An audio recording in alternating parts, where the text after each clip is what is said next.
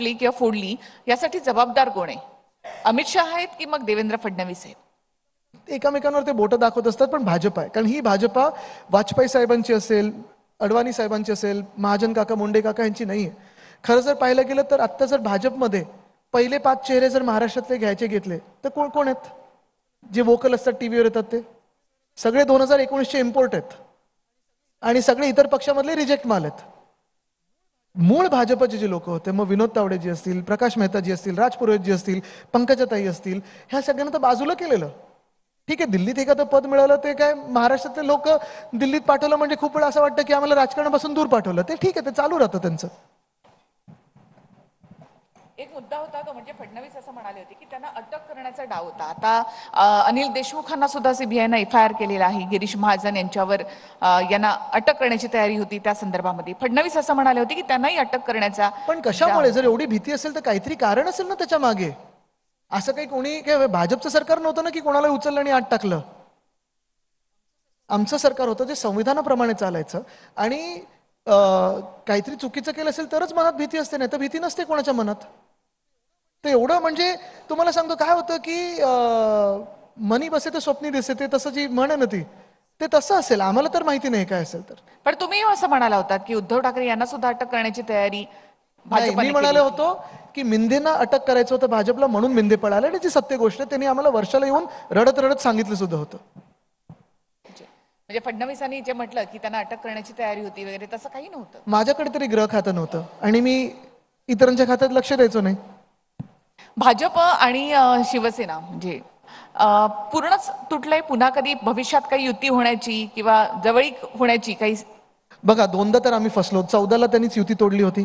खडसे साहेबांनी press conference घेऊन सांगितलं तो सगळा कसा वेळ होता आणि काय नक्की त्यांना करायला लावलं, कोणी फोन केला, वरिष्ठांनी फोन केला, इकडच्या लोकांनी फोन केला.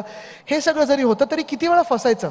आणि जी लोक धर्माच्या नावावर दुसऱ्यांची घरं जाळतात, लोकांना जाळू शकतात, लोकांना मारू शकतात, मूळ मुद्दा हाच राहतो मग की तुम्ही विकास का, आता शाश्वत विकास ह्या कॉन्फरन्सचं नाव आहे.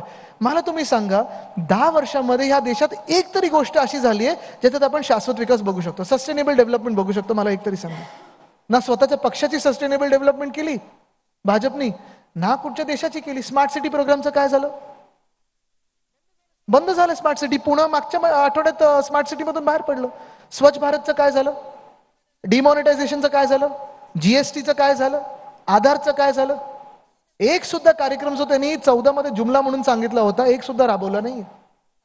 आणि मग अशा परिस्थितीमध्ये जी भाजपा देशाला संपायला निघालेली आहे, महाराष्ट्राला संपायला निघाली आहे, महाराष्ट्र द्वेष्टे आहेत, जी भाजपा महाराजांच्या पुतळ्यात गैरव्यवहार करू शकते आणि एखाद्या अशा व्यक्तीला देऊ शकते ज्याला काही एक्सपिरियन्सच नाहीये, अशा भाजपबरोबर कसं आम्ही जाऊ शकतो?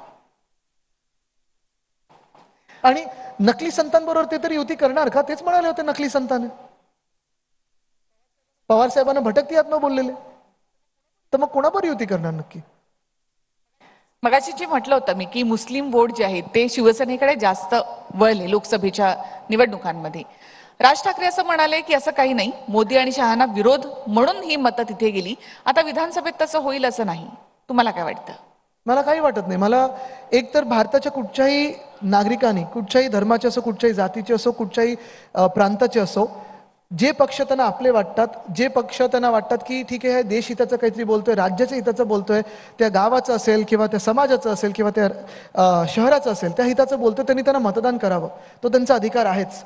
आणि आपण पाहिलं असेल मुस्लिम मतं असतील किंवा ख्रिश्चन मतं असतील, बौद्ध मतं असतील, ही सगळी मतं उद्धव साहेबांकडे एवढ्यासाठीच वळली कारण आम्ही हिंदुत्व आमचं जे खरं आहे ते दाखवलं. हिंदुत्व न सोडता आमचं हिंदुत्व हे सगळ्यांना सामावून कसं घेतं आणि सगळ्यांना सोबत कसं नेतं, म्हणजे सबका साथ सबका विकास जी त्यांची लाईन होती ते खरं जे आम्ही करत आहोत.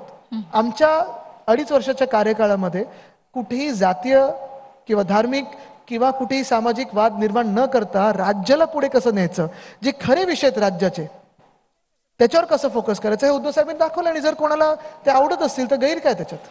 पण मग भाजप तुम्हाला जनाब उद्धव साहेब वगैरे असं म्हणते. त्यांचे किती फोटोज आहेत आणि त्यांच्यासारखे आम्ही हिपोक्रेट्स नाही होत की फोटो काढायचा आणि मग दुसरं काहीतरी करायचं.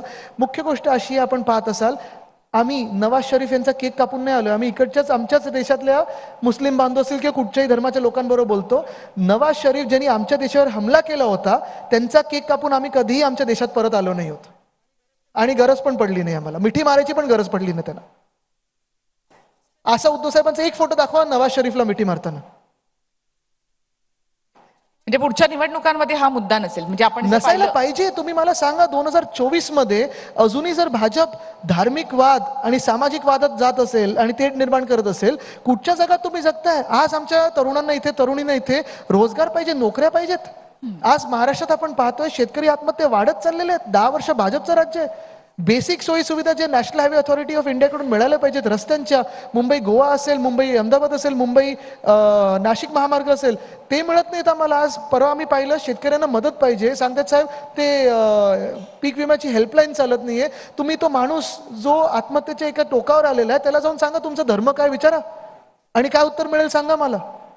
आपण कुठच्या जगात राहतो आणि काय करतो, किती वेळ आपण इतिहासात. ठीक आहे, मला माझ्या धर्माचा अभिमान आहे आणि तो असायलाच पाहिजे.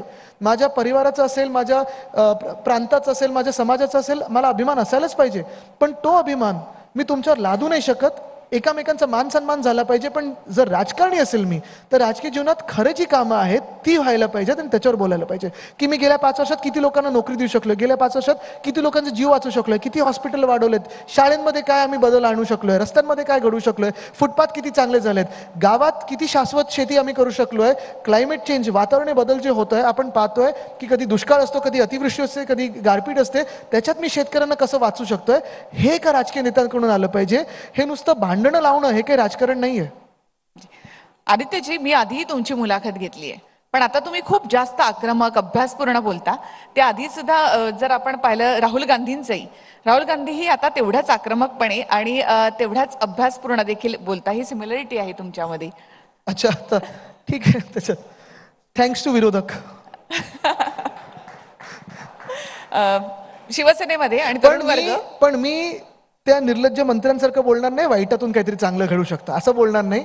जे झालं, सरकार पाडलं ते वाईटच झालं आणि त्याच्यात महाराष्ट्र मागे गेलं. तुमच्याकडे भावी मुख्यमंत्री म्हणून पाहिलं जातं असं जेव्हा तुम्हाला कोणी सांगतं किंवा असं जर काही बोर्ड लागली तर कसं वाटतं तुम्हाला? नाही, मी ते इग्नोर करतो, खरं तुम्हाला सांगतो, आणि कधीही माझ्या मनात ठेवत नाही. म्हणजे अगदी हे पण तुम्हाला स्पष्ट सांगतो की अनेकदा आता गेल्या 2-4 महिन्यात आम्ही ऐकतो की अरे महाविकास आघाडीचं सरकार येणार, मग तुमचं कुठचं खातं, आमचं मुलं, ह्याच्यात जाऊही नका. ग्राउंड झिरो पासून काम करायचं आहे आणि पहिलं सरकार बसवायचं आहे. जे महाराष्ट्र द्वेष त्यांना पळवायचं आहे. आणि म्हणून जेव्हा मी उलट फोन करून त्यांना सांगतो अरे बाबा पहिलं ते होर्डिंग उतरवा, कारण हे अशी स्वप्न घेऊन कधीही काही चालत नाही. स्वप्न पाहायला लागतात, पण स्वप्न सगळ्यांसाठी पहा, स्वतःसाठी पाहून काही चालत नाही, काही होत नाही. म्हणून मी जे कोणी लावतं असं त्यांना पहिलं फोन करून सांगतो की ते पहिलं काढा खालती, काही असं नसतं. म्हणजे तुम्हाला पूर्ण खात्री आहे की उद्धव साहेबांच्या नेतृत्वामध्ये पुढचं सरकार येणार? मला वाटतं आपण पाहताय की उद्धव साहेब हे कुटुंब प्रमुख म्हणून पाहिले जातात. उद्धव साहेबांवर सगळ्यांचा विश्वास आहे. आणि इव्हन हेही तुम्हाला सांगतो, म्हणजे आश्चर्य पण वाटू शकतं, काही काही लोकांना माहिती असेल, अनेक लोक भाजपातले असतील, जे आत्ताच्या भाजपातले आहेत किंवा इतर काही पक्षांमध्ये आहेत, ते पण मला खूप वेळा सांगतात अरे नाही, आणि सगळेच म्हणतात की नाही, उद्धव साहेबांचा जो कार्यकाळ होता मुख्यमंत्री म्हणून आणि राज्याचे प्रमुख म्हणून तो महाराष्ट्रासाठी खरोखर चांगला होता. आणि त्यांना पण हेच वाटतं की कुटुंब प्रमुख म्हणून, एक विश्वासार्थ म्हणून जर आपण पाहिलं तर विश्वासू नेतृत्व हे उद्धव बाळासाहेब ठाकरे हेच आहे. कारण याच्यात उद्धव पण आहे, बाळासाहेब पण आहे आणि ठाकरे पण आहे. खूप खूप धन्यवाद आदित्यजी, धन्यवाद. या ठिकाणी आलात त्याबद्दल.